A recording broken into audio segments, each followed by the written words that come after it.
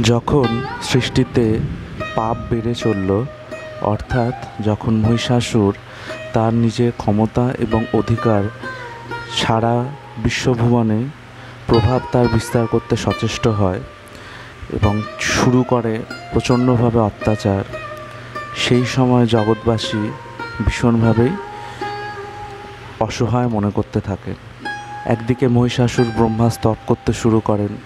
ব্রহ্মা স্তবে সে অমর হওয়ার বর প্রার্থনা করেন যে তাকে কোনো পুরুষ, কোনো পশু পাখি, কোনো জীবজন্তুই হোক না কেন, কোনো অস্ত্র শস্ত্র কোনো কিছু দিয়েই তাকে বধ করা যাবে না বা হত্যা করা যাবে না, এরকম একটা বর মহিষাসুর ব্রহ্মদেবের কাছ থেকে প্রার্থনা করেন এবং ব্রহ্মদেব তার তপস্যায় সন্তুষ্ট হয়ে মহিষাসুরকে সে বর প্রদান করেন।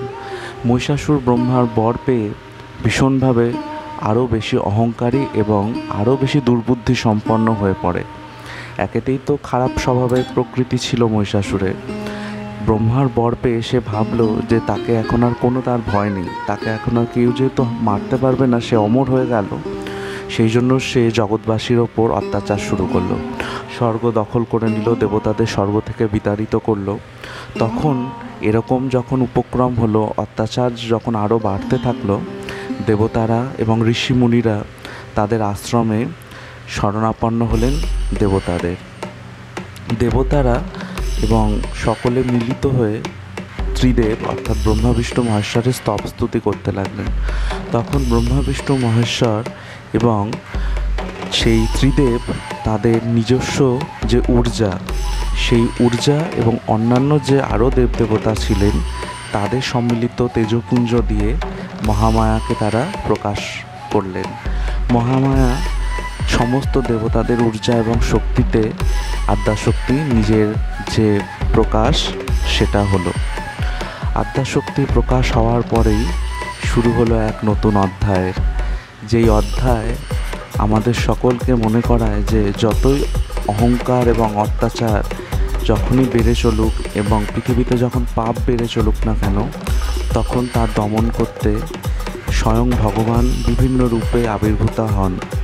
আবির্ভাব এবং সেই সাথে তার শুভতা দিয়ে তিনি জগৎবাসীকে রক্ষা করেন।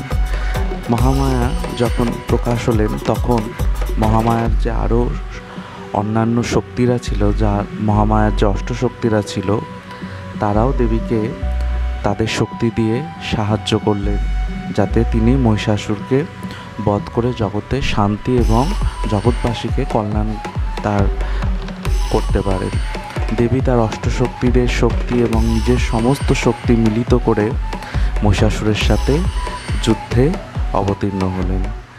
কিন্তু মহিষাসুরকে মারা প্রথমত অনেক রকমের সমস্যা, মহিষাসুর ছলনা করেছিল দেবীর সাথে অনেকভাবে, নানাভাবে।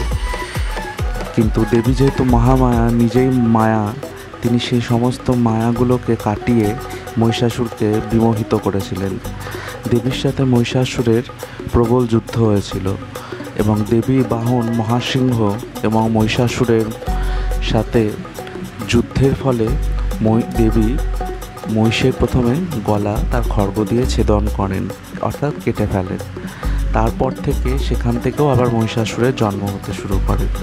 দেবী যখন দেখলেন যে একে আর বেশি সময় দেওয়া যাবে না, অর্থাৎ মহিষাসুরের অত্যাচার আরও বেড়ে চলছে, তখন দেবী তার উগ্র মূর্তি ধারণ করলেন এবং মহিষাসুরকে তিনি পরাস্ত করলেন।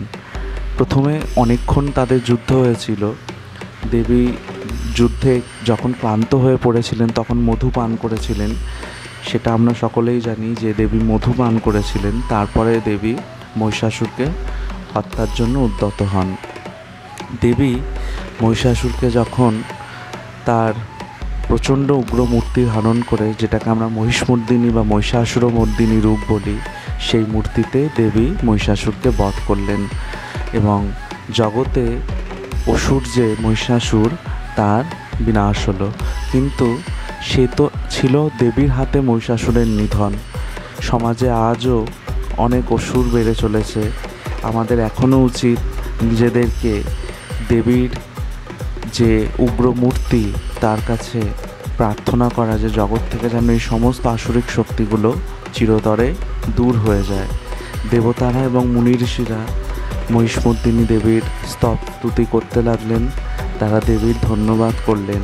জগতে শুরু হলো দুর্গাপুজোর। আমাদের বাঙালিদের দুর্গাপুজো একটা আলাদাই আনন্দ, আমাদের বাঙালিদের শ্রেষ্ঠ উৎসব। এইভাবে শুরু হলো বাঙালিদের দুর্গাপুজোর জগৎ বিখ্যাত যে গল্প তার কিছুটা।